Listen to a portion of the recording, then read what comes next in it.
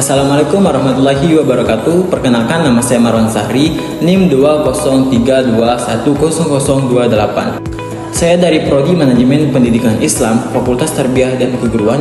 Di sini saya akan menjelaskan tentang benchmarking untuk memenuhi tugas ujian akhir semester mata kuliah Sistem Penjaminan Mutu Pendidikan dengan dosen Dr. Jamaluddin SAG MPDI. Baik, langsung saja. Benchmarking adalah proses pengukuran yang dilakukan terus-menerus terhadap produk, layanan, dan praktik-praktik manajemen terhadap pesaing atau kompetitor terbaik. Nah, secara umum, benchmarking diartikan sebagai suatu standar yang dimanfaatkan sebagai pembanding antara satu hal dengan lainnya yang sejenis. Nah, jadi dengan adanya patokan ini, maka berbagai hal dapat diukur dengan standar yang baku yang umum.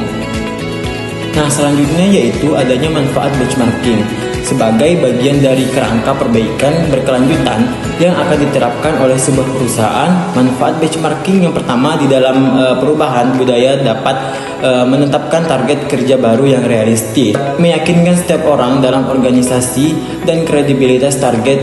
Lalu yang kedua, di dalam perbaikan kinerja yaitu membantu mengetahui adanya gap, memiliki proses yang akan diperbaiki.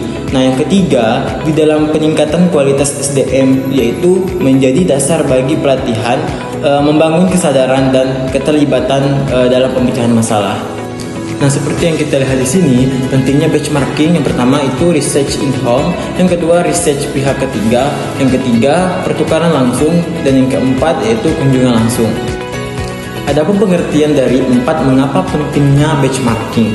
Yang pertama, research in home. Metode ini dilakukan dengan cara membandingkan dan menilai informasi di perusahaan sendiri dan informasi di luar perusahaan. Yang kedua, research pihak ketiga. Artinya metode ini melakukan kerjasama dengan pihak ketiga yang menawarkan jasa pencarian data dan informasi. Lalu yang ketiga, pertukaran langsung. Tentunya metode ini dilakukan dengan cara barter informasi, misalnya barter kuesioner, hasil survei, dan sebagainya. Yang terakhir, kunjungan langsung. Sama halnya dengan metode yang ketiga, namun bedanya metode ini benar-benar langsung datang ke lokasi perusahaan tersebut.